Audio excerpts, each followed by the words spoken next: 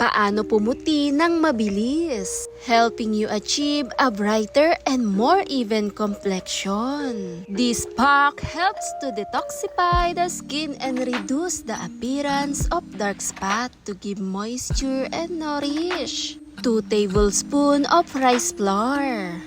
Rice flour is a natural exfoliate to improving skin tone. And 3 tablespoons fresh milk.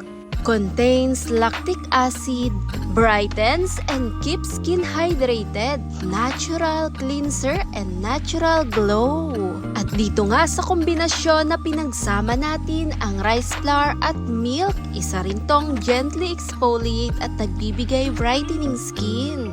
Gugustuhin din talaga natin ng mabilisang pampaputi lalo sa balat at nagbibigay natural moisture na pinapanatilihin itong stay hydrated na hindi basta nagda-dry. Sa paghalo ko nga nito, heto ang tamang texture, perfect na rin gamitin.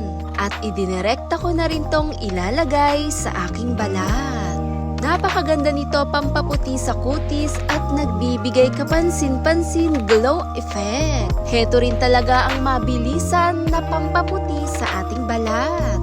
2 beses, 3 beses natin tong ulitin sa isang linggo ay napakaganda ng resulta.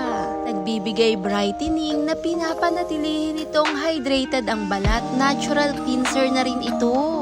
Ibabad lamang ng 20 to 30 minutes at napakaganda ng effect. Sa pagbabad nga nito, mapapansin mo yung dry nito at dahan-dahan mo tong i-scrub. At dito mo rin talaga makikita yung resulta na kay ganda sa kutis. Dahil kahit ako talagang subok na subok ko, talagang nagbibigay lambot, pusyaw sa balat. Madalas kong gamit, bleaching cream. Thanks for watching guys. Bye!